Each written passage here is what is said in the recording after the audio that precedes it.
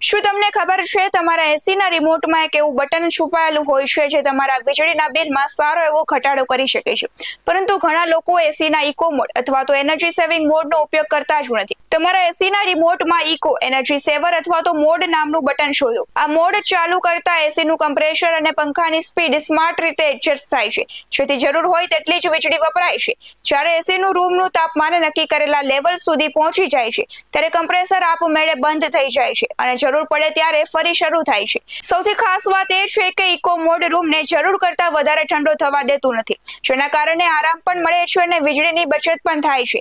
વધુ બચત માટે એસીનું તાપમાન 24 સેલ્સિયસ થી 26 સેલ્સિયસ વચ્ચે રાખો. ઉદાહરણ તરીકે 1.5 ટનનું એસી રોજ 8 કલાક ચાલે તો યોગ્ય સેટિંગ અને ઇકો મોડ દ્વારા નોંધપાત્ર વીજળી બચાવી શકાય છે અને તમારા બિલમાં 300 થી 350 રૂપિયા સુધીનો ઘટાડો કરી શકાય છે. જોકે બચત કેટલી થશે તે એસીનું સ્ટાર રેટિંગ, રૂમનું કદ અને બહારનું તાપમાન અને વપરાશ પર આધાર રાખે છે. આજે જ તમારા એસીના રિમોટમાં ઇકો અથવા તો એનર્જી સેવિંગ મોડ શોધો અને બિલ ઘટાડવાની શરૂઆત કરો. તમે એસી કેટલા ડિગ્રી પર ચલાવો છો કમેન્ટમાં જરૂર જણાવો.